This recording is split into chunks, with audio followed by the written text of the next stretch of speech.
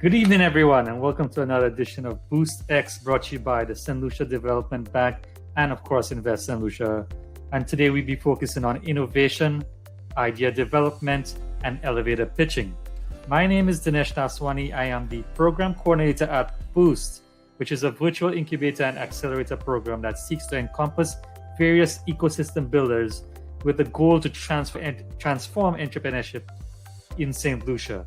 And by extension, we know that we have an innovative culture here in this country, and we want to thrive, make sure that thrives. In recent years, something has emerged that has brought a lot of great deal of hope and optimism, especially in this given time where we have COVID. That is enterprise, entrepreneurship, and innovation. These are three terms that are used often interchangeably, but very little understanding and clarity to them. These terms are specific tools that entrepreneurs use, by which they use to change as an opportunity or make a business, build a new business or service. They are capable of being presented as a discipline, capable of being learned, and capable of being practiced. Peter Drucker, a well-known educator and author for entrepreneurship in 1985, had this argument that innovation should not be viewed as an economic or social phenomenon, but rather it should not be seen as a technological term. It should be seen as an economic and social phenomenon, not a technological term. Innovation is not about making new inventions, but rather it's about recognizing the advantage of opportunities and changes. The successful exploitation of new ideas is crucial to a business or new venture.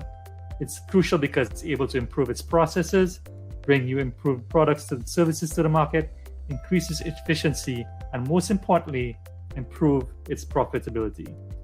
With all that said, I think it's the ideal time to introduce you to the panel that's here with us. And we'll start with Rankin Morgan, who is the Managing Director of 123 Digital Limited, which is a marketing advertising agency that specializes in web technologies, public relations, marketing, and research. He is also the founder of Dazzle Magazine. Welcome to the X Room, Rankin. Go ahead and introduce yourself. Hey, Dinesh. Thank you very much for having me. Welcome, panelists. Welcome, everybody online and also on radio, because I know we are on air with the Wave and Vent 94.5, 93.7. As you said, my name is Rankin Morgan, Managing Director of 123 Digital Limited, which is a marketing agency that specializes in web technologies, public relations, marketing, and research. In 2012, I founded Dazzle Magazine, which features young entrepreneurs, businesses, and also professionals by highlighting their achievements to inspire others. Dazzle Magazine is more than just a magazine. It is a platform that showcases progressive young solutions, both locally and abroad, in both the traditional, which is the hard copy magazine, and the online, which is the website and social media forms, to obtain a global reach. All right, thank you, Rankin. So next we have Dr. Bostjan, who is the founder of Aphaia and also a co-founder of Chaitech. So welcome to the X Room, Doctor. Go ahead and introduce yourself. Thank you very much. It's an honor to be here, as you mentioned. So I'm here on behalf of Chaitech, which is a charity that is trying to get as many young people as possible into technology enterprise. Focusing on St. Lucia, but we are also aiming for wider Caribbean. My daytime job, though, is working as the managing partner at Aphaia. We are a consultancy based in London, and we are servicing different, particularly tech companies from East to the Silicon Valley, the Middle East. My background is ICT regulation, ICT law, and I'm doing a bit of teaching as well at Queen Mary University of London.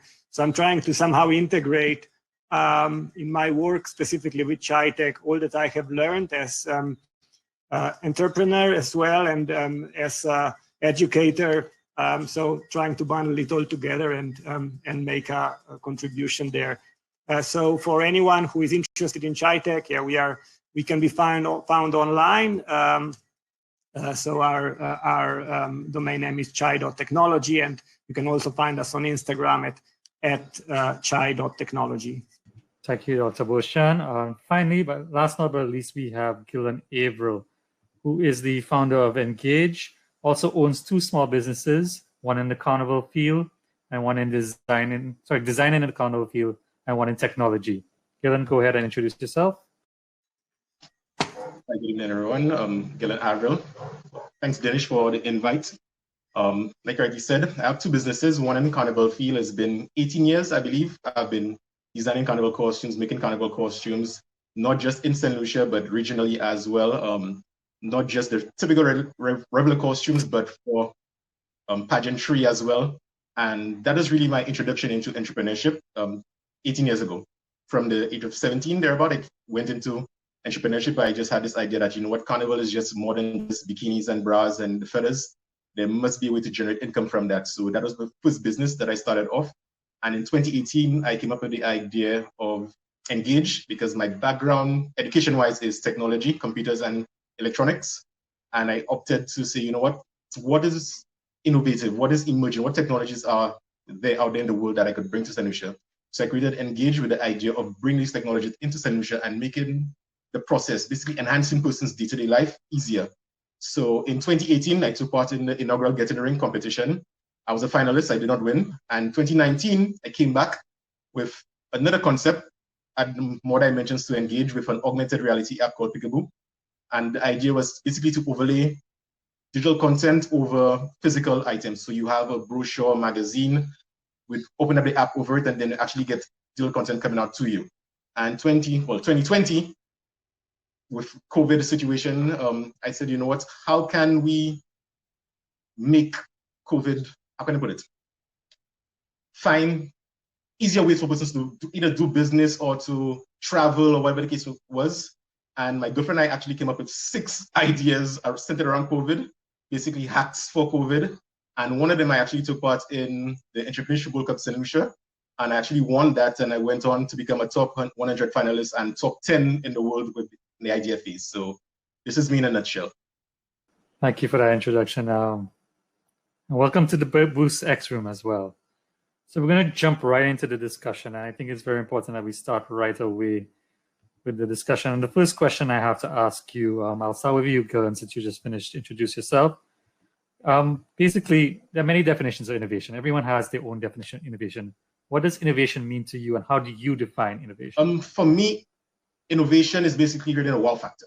You must have a business idea that, you know, one person's heard that idea, it's not something they've seen or heard of before, or even if there's the idea that they have some notion of it, but there's, like I said, a wow factor to it. You need to amaze persons. It cannot come across as something they've seen before, the same old. So, you know, that is what, for me, innovation is. And it's just about bringing in new concepts. So you might have, let's say, farming, for example, but you could bring innovation to farming. You know, the method that you're actually doing, whether it be the planting, whether you bring technology into it. With the trend right now in the world is hydroponics. So opposed to everybody just doing the same old bend your back kind of thing, go in dirt, you could go aeroponics or hydroponics, remove soil altogether. That is innovation in agriculture, and there are different ways to do that. So someone might use a bucket system, someone might use a rail system. There are different things to it. So for me, innovation is whether it be an original concept or an existing concept, but bring a wow factor into that idea. Great. We'll start with Dr. Bostjan. Go ahead. Same question.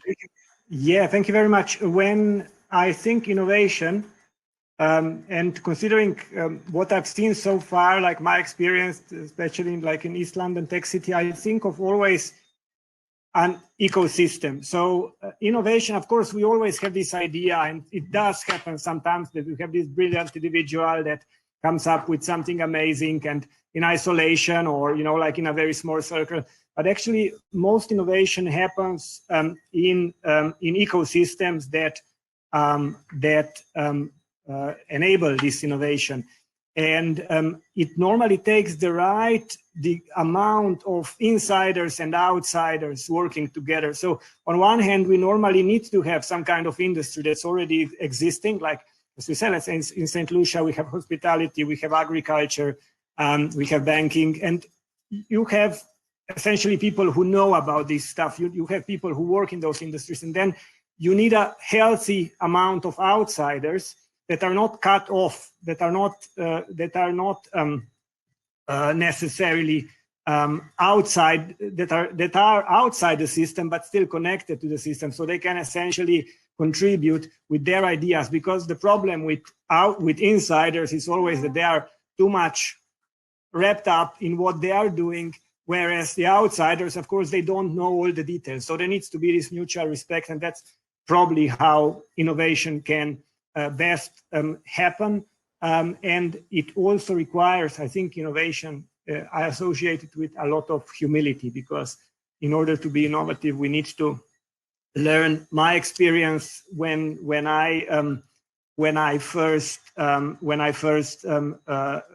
one of my first contacts with East London Tech City was really, I attended one of the lunches at our co-working space, and I was like, wow, you know, these people are so amazing. They've done all this stuff already, and I felt humbled. I felt stupid, really.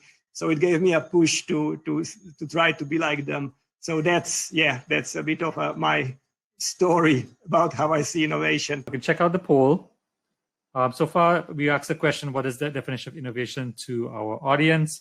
A majority of the people so far, 55%, have said it's a creative approach to the problem. We had other things like, we came in second, that was introducing our new ideas to our methods, which had 25%, and creation, development, or implementation of a new product came in 15%. So to improve and replace something only had 5%. The next question I really have to ask, and we'll come back to Rankin on innovation, is what do you define as a business idea? What makes an idea unique to you as a business, and how can people develop an idea? We'll start with you, Dr. Bostjan. First of all, I would like to start debunking one myth that ideas need to be completely original in order to be good business ideas. I think it's a great issue for many people, because they're desperately searching for something that's original, whereas things are out there, and it's often about combining what we already have, combining it into a way that can you hear me well? Yes, we can. Oh, okay, perfect. Combining it in a way that actually produces an effect that we did not have before. And it can be combining human capital, it can be combining tools, can be combining software and hardware, business models. I can give you a little example. About 2 years ago, our company Aphaia grew for about 150% in 1 year. And largely it was about, of course, a business opportunity, which was at the time posed by the new data protection legislation, which required companies to appoint outsourced data protection officers. But then, interesting enough, when we looked at the market, it was like, okay, there are so many people offering it already. This type of service is something that people can offer, but where was actually the difference was that many new companies, young tech companies that didn't have enough money, suddenly needed that. And what happened was like, how can we cater to these companies? Because our competitors, the way they did things was they would come dressed up in suit and tie into the client's premises, charge a great amount of money, and then leave. And that was something that didn't work for young tech companies. So what we did is we said, let's provide the same expertise, but let's take it online, use a collaborative tool like Trello, which is cheap and affordable.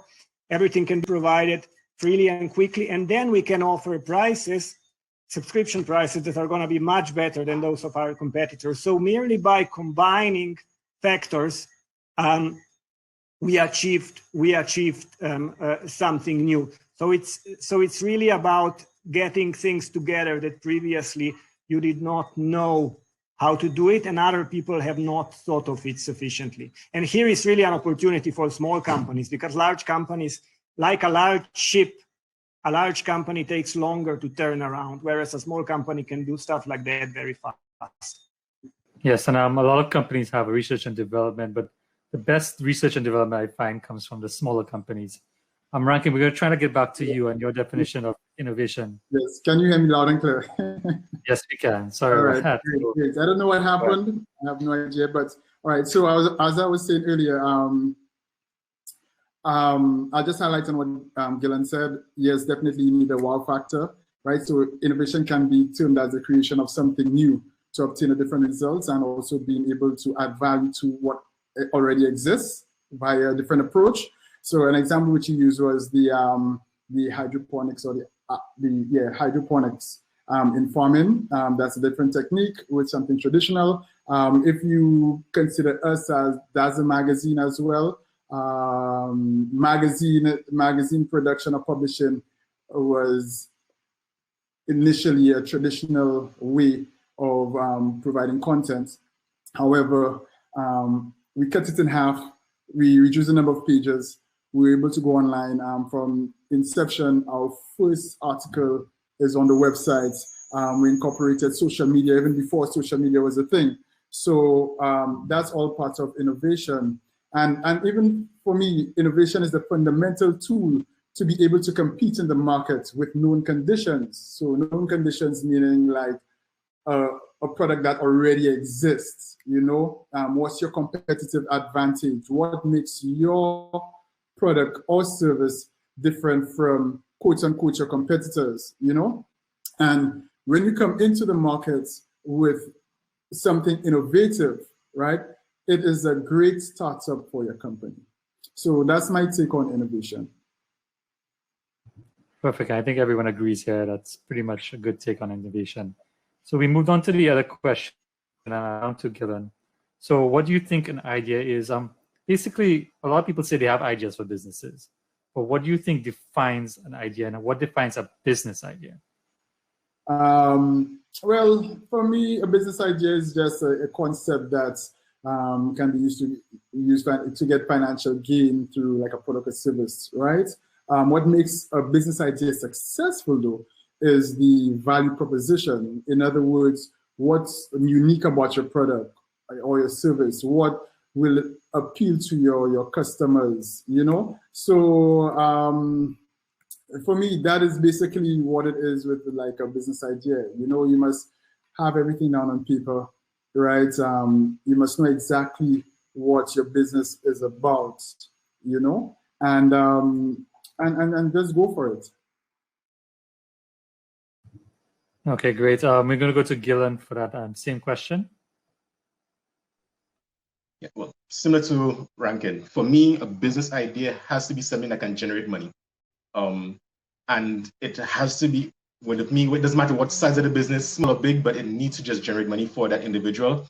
And there needs to be some level of uniqueness or your competitive advantage, what is going to set your business apart from either what is already existing on the market, or if you're going to do something completely new to the market. You need to have something that persons, you need a market for it, obviously, that persons would actually buy or buy into, make use of your service or your product and generate income from it. Because let's take, for example, you may want to go open a taxi business, have a taxi thing for a particular community, but everybody in that community has a vehicle. So who exactly are you going to be transporting from point A to point B? So yes, you might have an idea, but if you don't have a market to it, the idea is dead. So to me, that's not an idea. You could have a business idea, but to me, it's not a viable, or it's not something that you could take to market unless you could make money from it. And like I said, it doesn't matter whatever industry persons believe that, if something already existing, that you add some innovation to it, that, that's not really a business idea, or there's not really much innovation. Rankin has the magazines. Let's take, for example, if I decide to call Rankin one day, have a meeting, and then we decide to bring AR to his magazines, that would put 123 Digital on a whole different level compared to the other businesses that have magazines. But that is it bring innovation to an already innovative business. So you can actually put the layers to the innovation that one can actually bring to the market.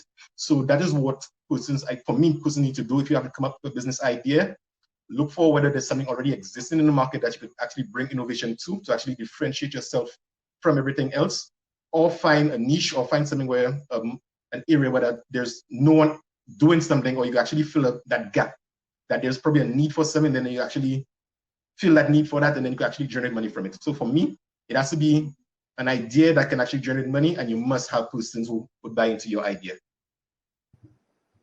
Great stuff. I also want to mention that your idea doesn't have to be a new business. It could be within a business, as you said with Rankin.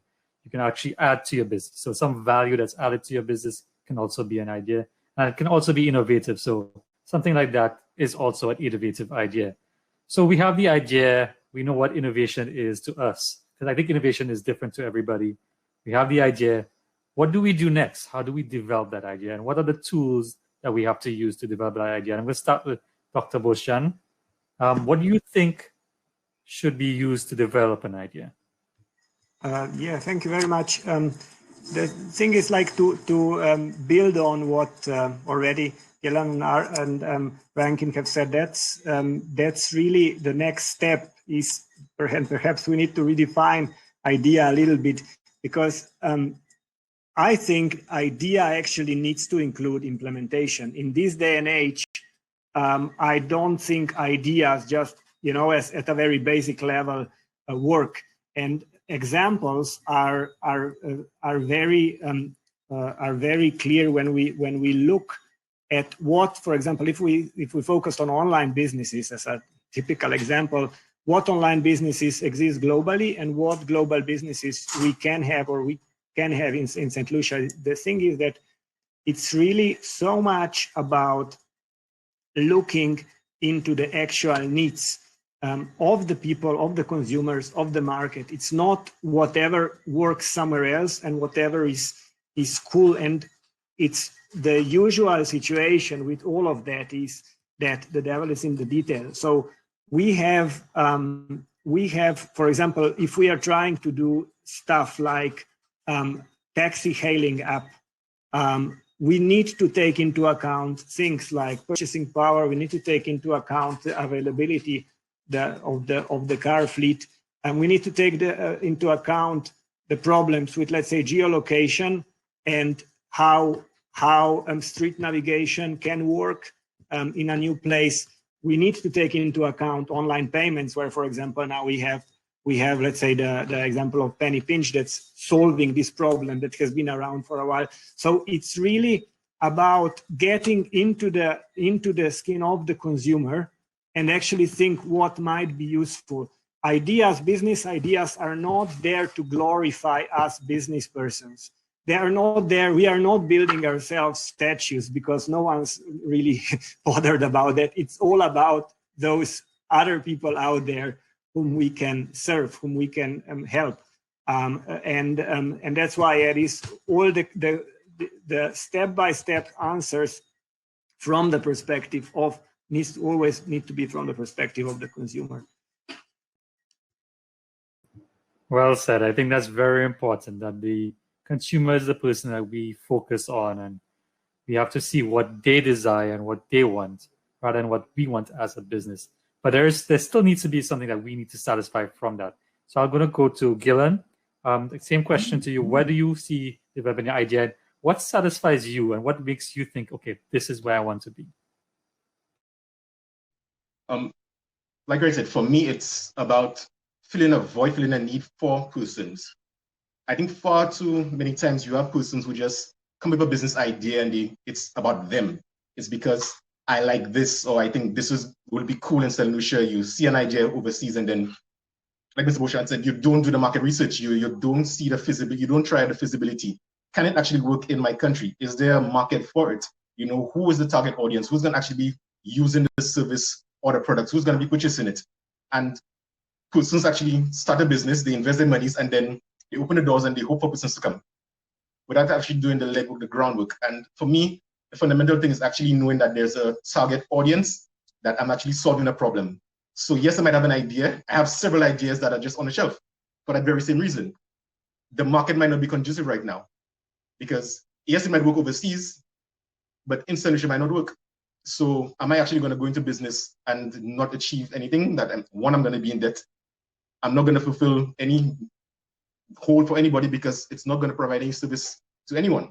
So for me, unless I could actually do that, actually provide a product or service to someone and actually fill a void and actually fill someone's needs or wants, there's no gratification for me. Yes, the financial is one thing, but at the end of the day, I must solve a problem. If I'm not solving a problem, it makes no sense to me. So quick question, I still have you on there. Where do you get your inspiration for an idea for a business, and how do you get that, and where do you get that from?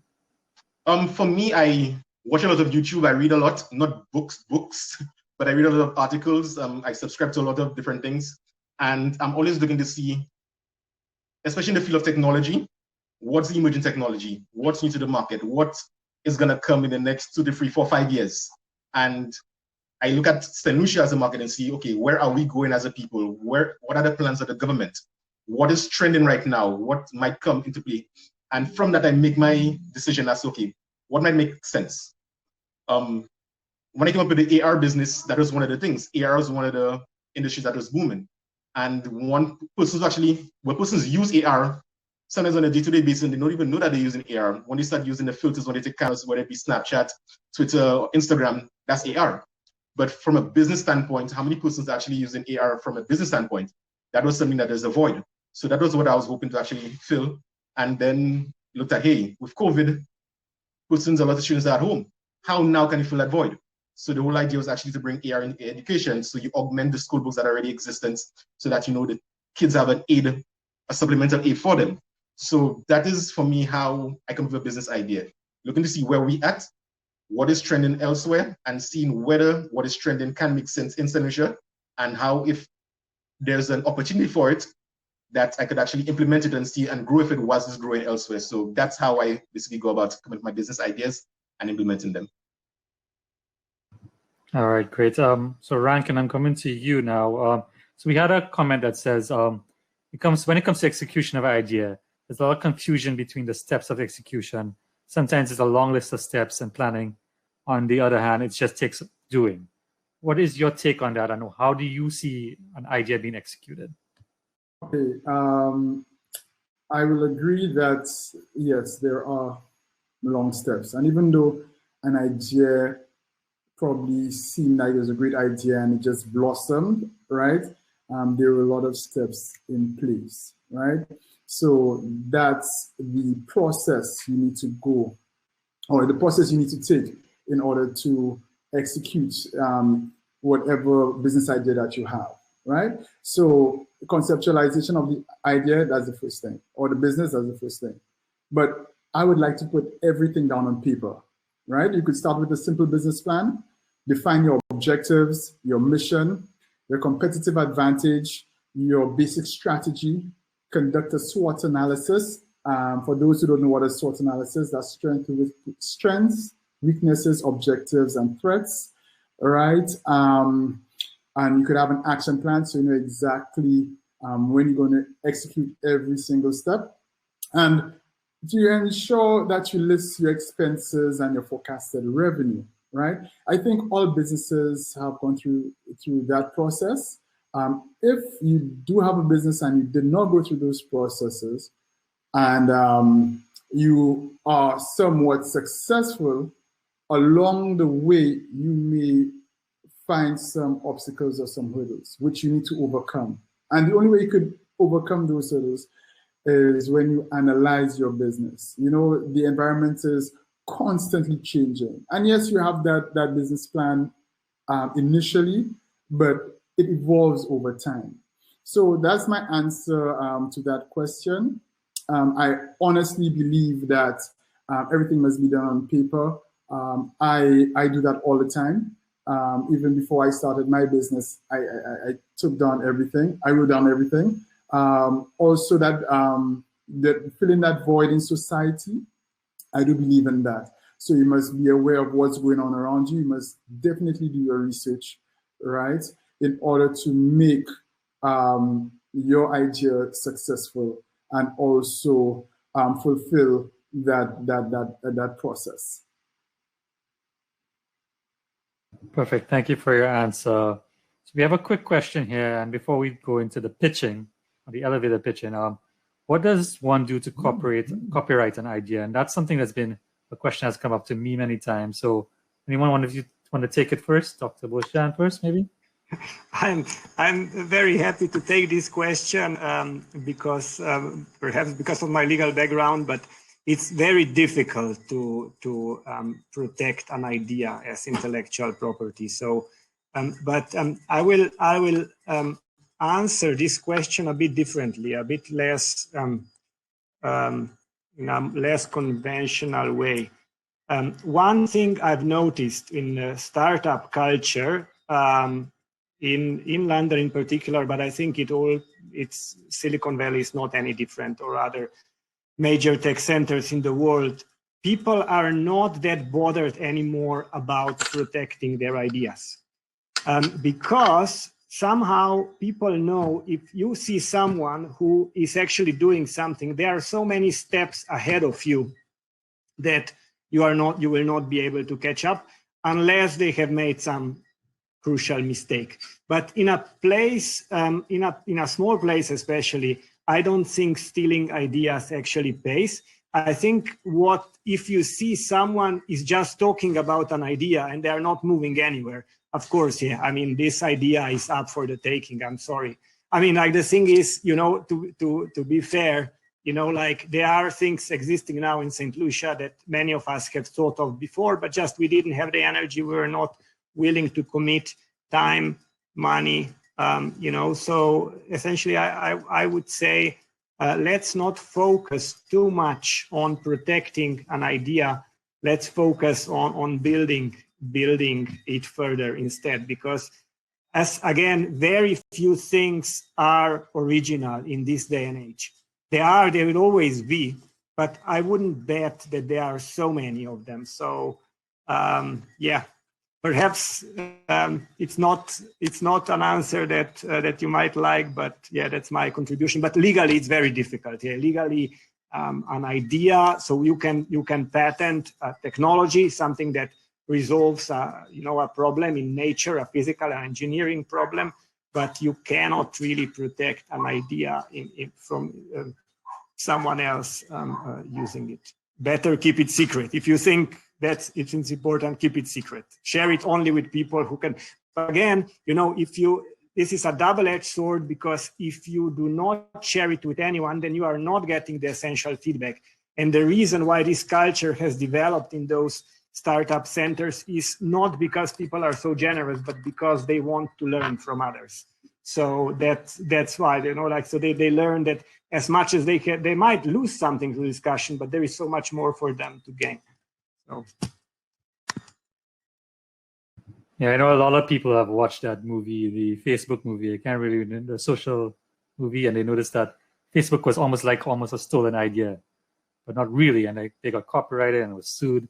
So a lot of people are scared about sharing their ideas. But in St. Lucia, maybe Gilland, you can give us a little idea of how to protect your idea, and how the steps you can go ahead and do that.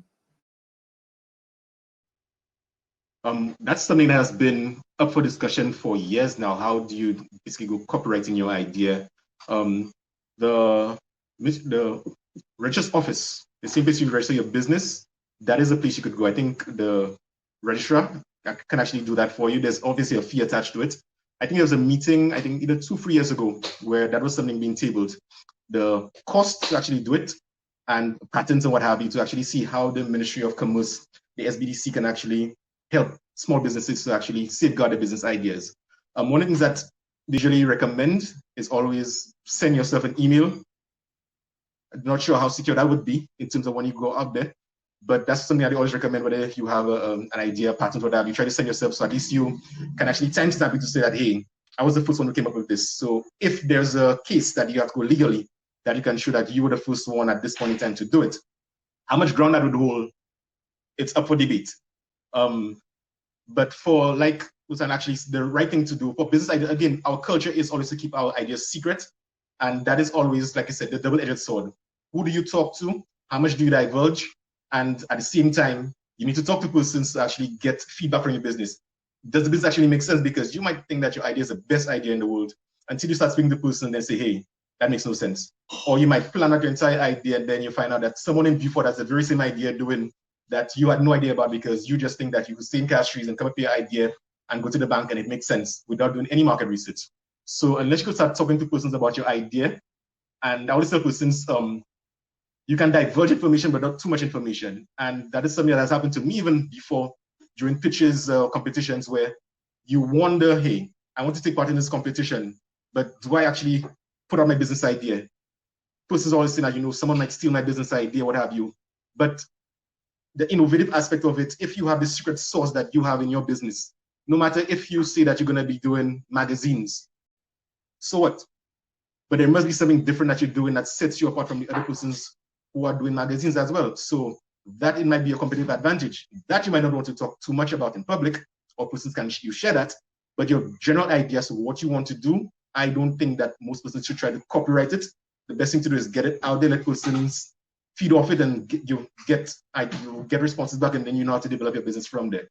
But from what is being said, email yourself, take timestamps, do a business plan, email it to yourself, send it to a lawyer, send it to a friend. But we're not really at this point here, I think, in St. Lucia, where we have copyright laws and protections for these things.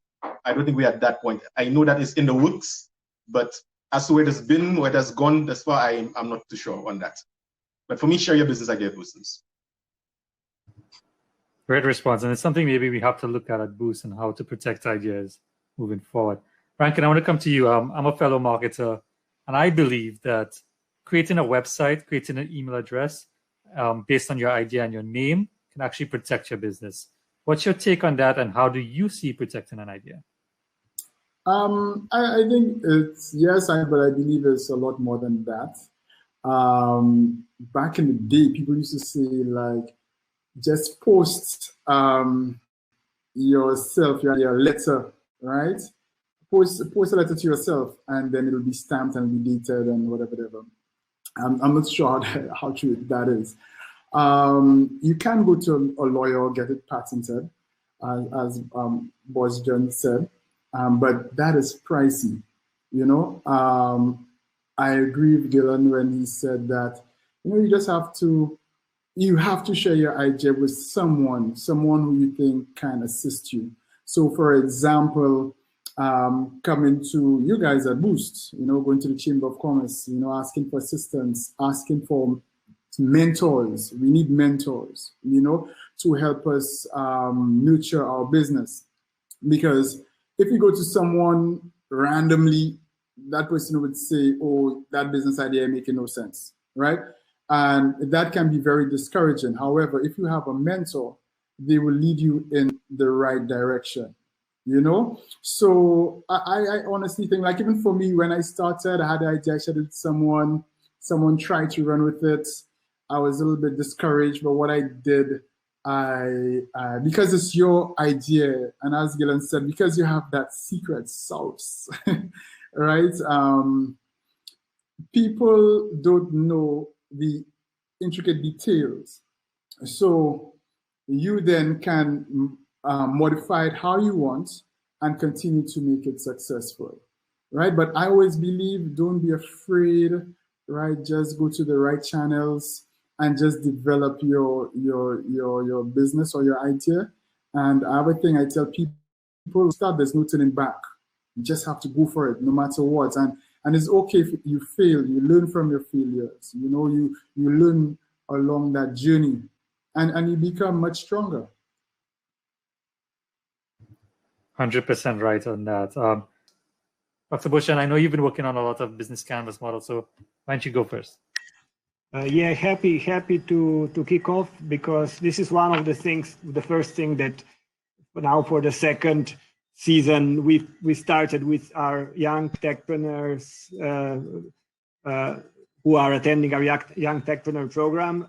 So yeah, business model canvas and the minimum viable product. These are the things whereby we are trying to equip young entrepreneurs with a tool that is going to make it easier to think about their product. So the idea of, you can Google business model canvas and so many of them will come up blank, filled out.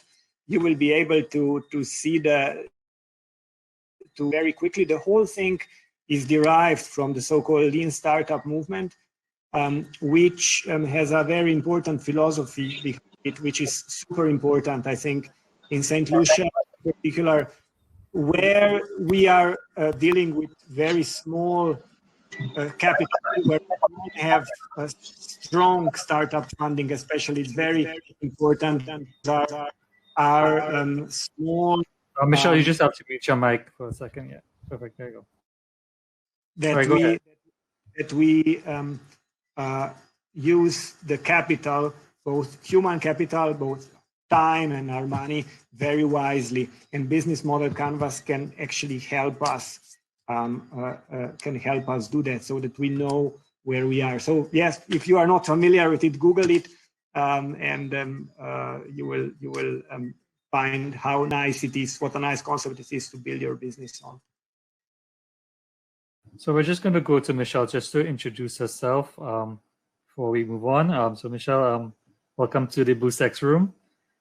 Feel free to introduce yourself and go ahead. Okay, good evening, everybody. Can you hear me clearly? Yes, we can. Okay, great. So my name is Michelle Samuel. I'm the founder and president of Sludterra. It is a social enterprise that basically is a platform of programs and initiatives that are created by myself and members of my team that source, connect, and empower youth, the unemployed, and entrepreneurs. We're aimed at improving communities, providing access to employment, and also helping the environment through 4 of the 17 SDG goals. And we do this basically to help people in St. Lucia and in the Caribbean by extension through education, training, and entrepreneurship. And we do this by collaborating with businesses, units of government, educational institutions, labor and community-based organizations. So everything that we do is through collaboration. All right, Michelle. So since I have you here, you've heard of a business model canvas, of course. Yes, I do. I actually use it in some of the training that I do. And how important is that to elevate a pitching to anyone actually right now in the current environment? Okay, so the business model canvas, or should I say the lean model canvas, is the more ideal type of canvas to use in a pitching type of environment. The reason, because it gives you an overview, a snapshot of what it is that you're putting forward to the market. And it allows the potential investor, the potential partner, and also persons that could be potential customers to understand how your business basically works. Because you have to identify the problem, you have to identify the solution, which would be, of course, your business idea. You also have to say what is very unique about your business idea and how does it solve the problems or the key problems that you would have identified in that canvas.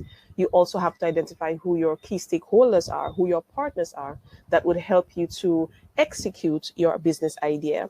You also have to state who your competitors are. You have to do your market research and find out who else is solving this very same problems that I am looking at solving, and how does my unique value proposition or UVP put me above them or make me at least competitive in that market so that I don't have to close my doors within a couple of months. You also have to find a way to record your key impact metrics. How are you going to showcase or measure your impact or your success? How are you going to outreach? For example, how are you going to get your beneficiaries? Who are your target markets? How are you going to reach out to your key stakeholders? And how do you keep them engaged? And definitely who your beneficiaries are, and you have to be very specific and deliberate in identifying who those are. For example, the age group, the geographic location, what percentage of the population, and you have to be able to correlate that to the problems that, of course, you'd have identified. So having a lean model canvas justifies your business, and then you'll be able to put it into a pitch deck and then be able to relate that to potential investors and sponsors. Perfect. So we're just going to go straight into elevator pitch, and I'm ready to pitch. What is an elevator pitch, and how do you go about doing an elevator pitch? For me, I don't think I've ever been in a situation to do an elevator pitch. I think I have more than roadside pitches, which might be similar because I might either catch someone. We might have to redefine that as roadside pitches in St. Lucia because we don't have much elevator. Yeah. Because I tend to either catch someone just before they get into their office or just leaving the office to get to their vehicle, or someone getting to the barber shop or that type of thing. So same principle applies. They're the same 20, 30 seconds they're about to sell that person your business idea. And for me, there's always been creating that wow factor. Pitching something that is interesting and then making it memorable. The person must always remember me at the end of the day. You must connect to that person, whether it be on an emotional level and a business level. So take, for example, if you're selling the idea of your business, it must create a feeling in them. They have to see your emotion, how passionate you are about that business, and then that might translate to them. And even from the business, they need to understand the viability of the business. Who are your audience, what have you? And that's one of the reasons when you do the lean canvas model, it really helps you highlight all of these issues, because the lean canvas model is basically your business plan on one page. And from that, you could actually strip it down to an elevator pitch. And at the end of the day, you have to show them the solution to the problem and make them always remember that you are the one who solves that problem. I remember a couple of years back, I met Dr. Fletcher. He was on his way to the barbershop. And then, he was rushing because, he had to get a seat. But I waited for him until he got out of the barbershop and until he had to get to his vehicle. So I basically had a short window to actually speak to him along the way. And then I pitched an idea to him. He liked it. And then what I did not do right was I did not give him a business card. But then he left. He went to do his thing. And about 2-3 months later, I'm walking in Castries, and then I'm hearing someone shouting my name. And I'm going, who's calling me? Only to the door, I'm seeing a big businessman running in Castries, trying to hunt me down. I was like, what's going on? He told me, hey, Dr. Fletcher remembered me. I spoke to him about a business idea, what have you. And then he really needs to see me. And then, there's this thing coming up, and then he wants me to take part in it, what have you, for us to reconnect again and talk more about the business idea. So this is what you really want the elevator pitch to do for you. You must leave an impact on that person. The person must remember you at the end of the day, what you pitch them. And whatever problem that you want to solve, you need to relay that to that person in a short space of time. And then they need to see you as the only person who can solve it, because you can pitch an idea to someone, and then if they don't see you as the viable person or the only person who can solve it, they might either do it themselves. Like Bostjan said, you could just, I like the business idea. Hey, I have no reason to go to you. I can steal the idea for myself and do it and go and do it. But if you are the only person who can do it, you have that secret sauce, they have no choice. They have to come back to you to solve that problem for them. So that is what you need to do for an elevator pitch. You need to make it memorable. You need to connect to that person, and then you need to sell the idea that you are the only person who can solve that solution for them. Perfect. And we're just doing that poll about if anyone knows what the elevator pitch is. It seems like when you guys explained it, the somewhat went higher than the no. So yes, most people are getting that. Because of time, we're just going to go straight to Rankin and go straight into the Q&A after that. So Rankin, what is an elevator pitch to you, and what you should do in an elevator pitch? Right. So an elevator pitch, right? Some say like a successful elevator pitch should not last more than 45 seconds, right? We have a short window, just like an elevator that goes to the floors. If you're in there, you have at least 45 seconds to sell yourself, right? It is not necessarily to seal any deal, but to grab the attention of potential investors or interests. It's a quick introductory of yourself and your company and your idea. Your pitch needs to be engaging, and you should practice all the time. Practice your pitch, because you have that short window. We just want to be confident. We want to be able to sell our idea, right? We must be able to practice. We must know our title, our value proposition, what value are we bringing? Because you never know. Someone may be interested in your idea, and you just have 30 seconds or a minute to sell them your idea. Yeah, and given COVID now, we can't really do very much in-person elevator pitches. So the new world of Zoom pitches is not going to be something, but that's something we have to figure out. How can we get people on Zoom? How can we get people interested to meet us on Zoom and pitch our ideas? Or if we have to do it safely, how do we do it safely in a COVID environment? That's a whole topic by itself. Maybe that's the next topic we talk about in the next BoostX. But so apart from Boost, where can one get pitching practice? We are trying to create a mentorship program where we can do pitch practice. And I think I can bring in Michelle. I think you were talking about pitch practice and you had something for that. So maybe you can tell someone more about that pitch practice. Yes. So through Sledterra, one of our programs and initiatives, we have a course called the Find Your Voice Pitch Training course. And what it does, it prepares you, or should I say, allows you to go through the Lean Model Canvas version and prepare yourself for pitching. So there are 6 sections of the course that we go through. It can actually take place in a one-day setting, or you can choose to do it online in your own free time as well. So you go through storytelling techniques, you go through public speaking, then you go through quick informal pitches, which is sort of what you saw in the video with the gentleman and the president, and he failed miserably at it. You also deal with formal pitches in a setting where it was organized and prepared for you to come in and talk about your business to a potential investors or a room full of traditional lenders. We also cover the pitch evaluation rubric and also different types of pitches. Depending on the audience, your pitch would change. And of course, through the Lean Model Canvas model as your guide, you're able to tailor your pitch to your audience based on the key things that you need to communicate. And then, of course, you after you complete the course, you get a certificate of completion. So we do provide this course free of charge. We want to do our final thoughts. So we'll start with Dr. Bostjan first on the final thoughts on innovation, idea development, and elevator pitching. Thank you very much. One thing that we didn't mention probably today, we went through very neatly through all these areas, but one important concept, in addition to ideas, business ideas and innovation, is also pivoting.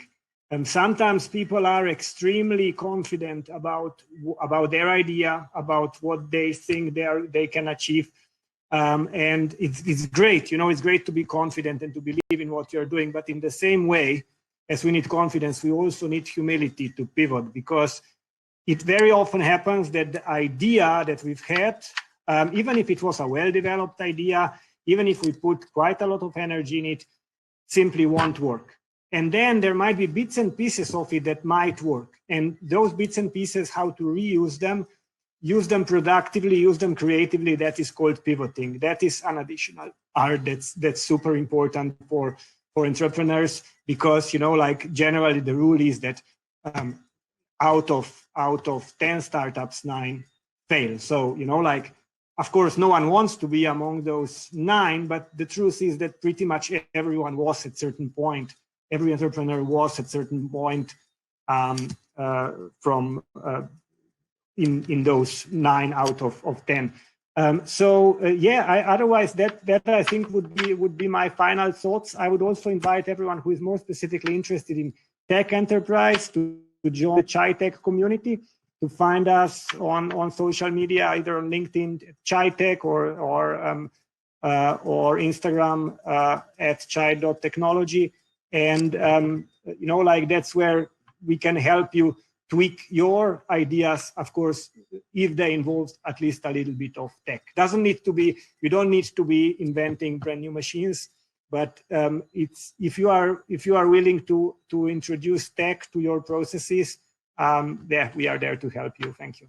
We're going to go to Rankin next for final thoughts. When it comes to innovation, I always believe that you should always find that void in society. Do your research, put everything down on paper, find a suitable mentor, talk to the relevant authorities, for example, Boost or organizations to help you. But don't be afraid.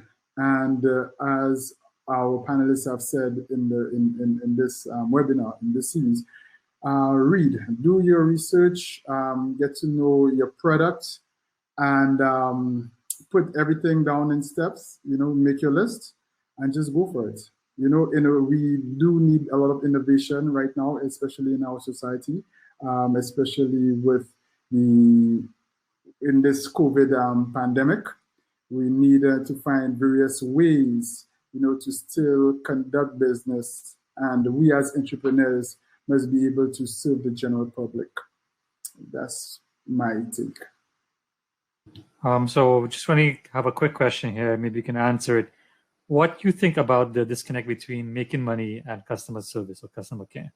Is there a disconnect?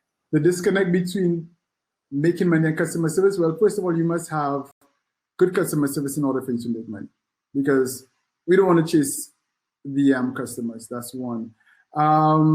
Customer service as well as good communication, right? Be able to even sell yourself the pitch, as we spoke about.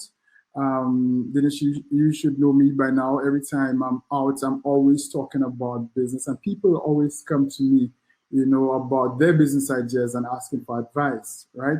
You never know, these individuals may also become customers, right? So within your pitch, I think that is some form of customer service you are lending out, especially when people are looking towards you for advice. So I think customer service is very, very, very important.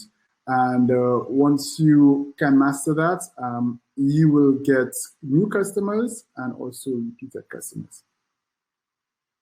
Perfect. So we're going to go to Michelle next. Final thoughts on the discussion today. Okay, well, my final thoughts is basically recommendations. I want to ask each person that is here right now to do a little research, because a lot of times I've heard persons say that there's nothing out there and there are no opportunities out there. That is actually not the case. Once you know who those persons are that are providing the type of assistance that you're looking for, you're able to at least make some steps forward. And thankfully, we have agencies such as Boost, programs, initiatives such as Boost, spearheaded through St.Lucia and their strategic partners, to put together these access points in one area for you. And when they bring on key stakeholders such as SLEDterra, SLDB, St.Lucia Chamber of Commerce, SBDC, you have one area to look for to get all of the answers that you're looking for. All you have to do is to do the search. We're basically putting it out there for you. The onus is on you now to do something about it and to take advantage of it. I want to, of course, highlight Gilland as an example. Gilland is not somebody that just sits around and waits for an opportunity to come to him. He's a go-getter. I learned that about him through his various stints in the competitions that he's participated in. And most recently, through Entrepreneurship World Cup, he ended up becoming our national finalist and representing us on the Saudi Arabia realm. And that is an opportunity that came his way because he basically took it. He took the leap. Yes, I mean, there are different opportunities out there, but you have to be the one to grab it. Don't just wait around and say nobody's doing anything for you. You have to make the conscious decision to say, I am going to do this for myself. And of course, there are people there to help you. And also, I want to advise persons to sign up for Boost. The platform is there. We have, there are mentors that are there that are literally open and waiting for persons to just seek out assistance. All you have to do is ask. There are other agencies there. SLEDterra is there. And we have been providing assistance to various agencies locally and internationally for years that we've been around. So just seek us out. But please, the ownership is on you. Stop saying that there's nothing out there. Start saying that I have not been looking, because it is there. And I just want to say thank you again for having me on board. And anybody here who's in the chat that wants to find out more information about what we do, I am open to doing that. I'm going to go to Gilland finally. So talk about the Entrepreneurship World Cup and then give us your final thoughts about your experience at the Entrepreneurship World Cup so people can be inspired. And okay, with the Entrepreneurship World Cup, like I said, COVID was a stressful year for myself. My main source of income was the creative industry and the hotel industry. And we all know what happened to that because of COVID. Everything was shut down.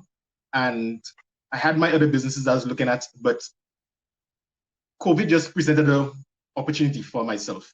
And there were several competitions going on, hackathons, whether it be in St.Lucia, overseas, what have you. And I was like, you know what ideas can I create in response to COVID-19?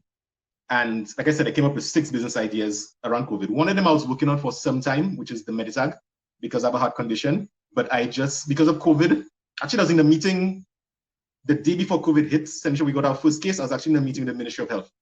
And because of COVID, I had to change it from just being localized to persons coming into the island. And then ECW presented itself. And then I said, you know what? Michelle was at me. I was like, you know what? I'm not doing this. Until the day before the final day of the registration, I decided to register for the competition. And then I was like, you know what? Why not? Let me just take part in this one.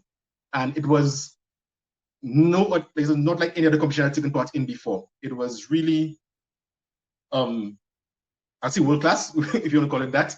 But you actually walk through the entire process of actually getting a business going. And it's really fast paced. And it's not just persons on the localized level or regionally. You're dealing with persons from around the world. So you have persons already established who've gotten finance for $6.something million, and then you in St.Lucia have a business idea.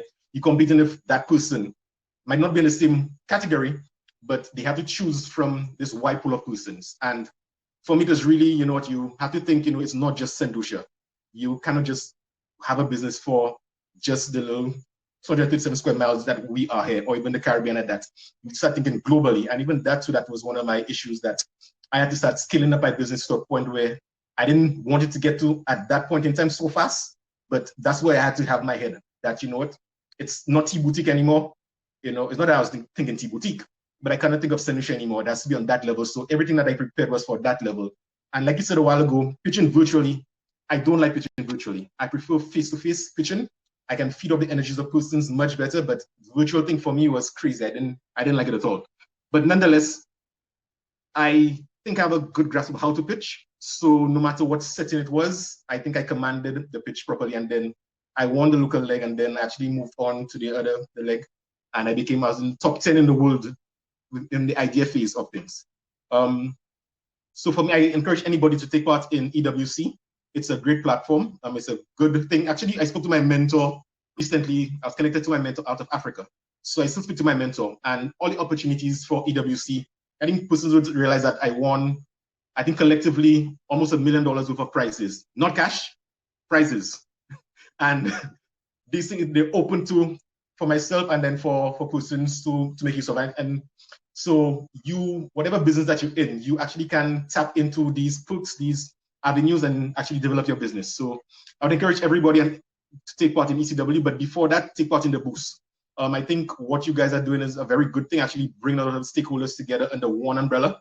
That is something I think I've been advocating for in several other forums, that we need that one body that can actually push and tailor entrepreneurship and deal with everybody else. This whole thing that everybody's in their own area doing their own thing, conflicting, overlapping, to me, it should be more centralized, or have that one person connect to everybody else. So kudos to you all for doing what you all are doing. To end, I would tell persons that COVID has presented itself with, what can I say, several opportunities for entrepreneurs or persons aspiring to be entrepreneurs. Yes, persons lost jobs, but what I would encourage persons to do, see what currently existed in St. Lucia, what already businesses are on the market. That might be the easy way out or easy way into entrepreneurship. See what's already available and innovate it, add value to it, and especially in response to COVID. Like we saw during the lockdown, persons started doing roadside pickup, persons started innovating in response to COVID. And that is something that we're going to have for a very long time. And I think persons need to start thinking along those lines, that what business can I go into that can be in response to COVID, but even after COVID, it can actually continue, or I could pivot into something else because I already have the platform that I could make use for it into something else. So that's the line that I would tell persons to go into. And be innovative, think outside of the box, or even think that there is no box. I think most persons have watched Matrix. I think Neo did all what he did by saying there is no spoon. Have that kind of mindset, that you don't have to be confined to any one mindset or one thinking. Get rid of that completely and then innovate, think, research, look at online. Because like I was said before, basically no idea is a new idea unless you really, really come up with something. You have this revolutionary concept or product that you put together. But basically anything I could think of, if you do research, someone has done it already. It's just a matter of tailoring it to our environment and seeing whether it can work in St. Lucia and who can it benefit and whether it's worthwhile right now in St. Lucia. And when it comes to pitching, like tell persons, you need to know your business inside out. What's one of the most foremost things? You need to know your business inside out. You cannot pitch and then you'll be like, somebody asked you a question and you completely lost, you stumble. You must have multiple versions of your pitch, because at any point in time, you don't know who you might be pitching to. So especially in the elevator pitch or the roadside pitch, you need to have 3 or 4 versions of that pitch, whether it be to the person that you might be selling to directly, the consumer, whether it be to a retailer, whether it be to the decision maker, the politician, what have you. You need to have versions of your pitch tailored towards these persons.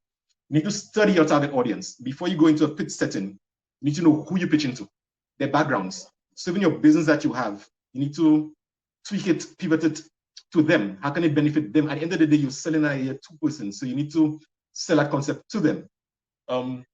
Where possible, you must have a minimum viable product or a prototype. That is always an add to a pitch competition, or whether you're pitching in an elevator pitch with someone, have a sample of it. When I did the ECW, not even knowing I was doing ECW, my idea, actually, my girlfriend was pregnant and she actually wore my product throughout the entire stage of the pregnancy. And I was able to bring that into the pitch to actually show that the device can work, or it has been working, and we're actually sampling it. And that was one of the wow factors to the whole thing, that, hey, this is not just an idea, but it's actually a product that has been tested or is being tested. And with pitching as anything else, you need to create memories. You must leave an impact on persons in that room. And where possible, if it's elevator pitch, leave a contact, a form of contact, so persons know who you are, how to contact you, because at the end of the day, you create that wow factor, they would want to get back in touch with you. You might not do it right now, but later down the road, they might want to get back in touch with you. So, like I said, encourage anybody to take part in this pitch competition, and all the best to everybody taking part. That's great setup. I'm very inspired by today's speeches. I think Gilland covered majority of what we need to do to get an innovation into an idea development and into elevator pitching. So that's the process, usually how it goes. I want to thank all of you, Dr. Bostjan for joining us and giving us your time. Gilland Avril, always a pleasure. Also Rankin Morgan, who's been involved a lot in entrepreneurship over the years. Thank you for joining us. And finally, Michelle, we know you're going to see you more often, and a lot of people are going to go to Startup Huddle, Entrepreneurship World Cup, and the National Idea Pitch Competition. So that's a great opportunity. Thank you, everyone, tonight. Please stay safe. I know COVID numbers are back up. Wear your mask. Please keep your social distancing. I want to wish everyone a good night and stay safe. Thank you. Thank you. Thanks. Good night. Good night. Okay, bye. Good night.